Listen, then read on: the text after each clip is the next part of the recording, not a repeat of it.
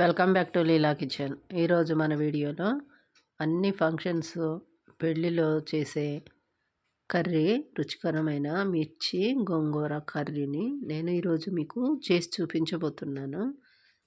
చాలా అన్ని ఫంక్షన్స్ కూడా తప్పకుండా ఈ గోంగూర, ఈ మిర్చిని ఈ కర్రీ చేస్తారు.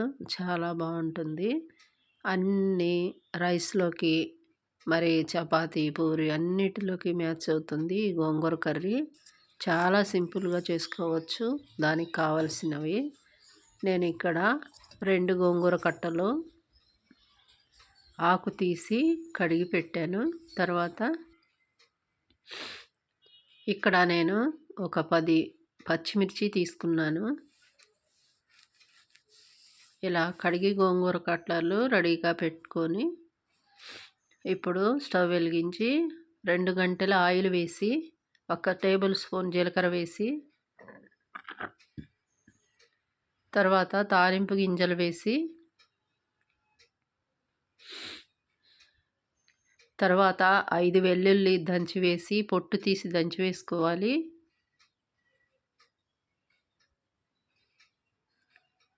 తర్వాత ఒక గుప్పెడు కరివేపాకు వేసుకోవాలి.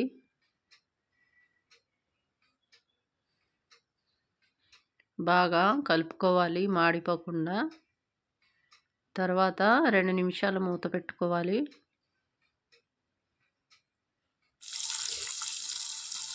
తర్వాత ఉల్లిపాయలు, ఒక పెద్ద ఉల్లిపాయ సన్నగా కట్ చేసి వేసుకోవాలి.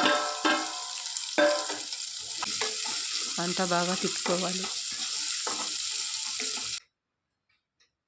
తర్వాత గోంగూరని, కడిగి పెట్టుకున్న గోంగూరని వేసుకోవాలి.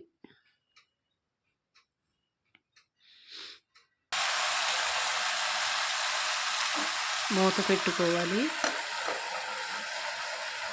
2 నిమిషాల తర్వాత మూత తీసి, చాలా మగ్గిపోయింది.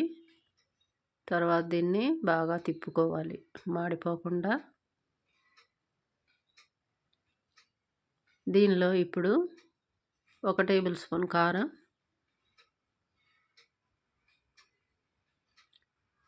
1/2 టేబుల్ స్పూను ధనియాల పొడి,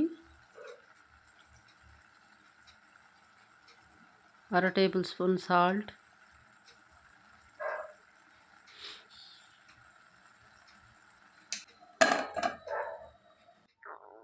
తర్వాత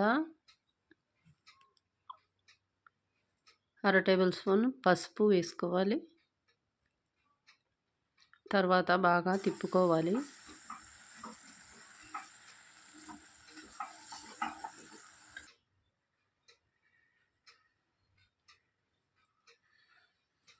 గుమగుమలాడే మిర్చి గోంగూర కర్రీ ఈ విధంగా రెడీ అయిపోయింది. చాలా బాగుంటుంది.